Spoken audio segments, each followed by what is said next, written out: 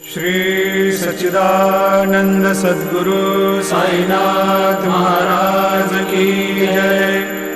जोडोनिया कर चरणी ठेविला माथा, परिसावे विनंती माझी पंढरीनाथा।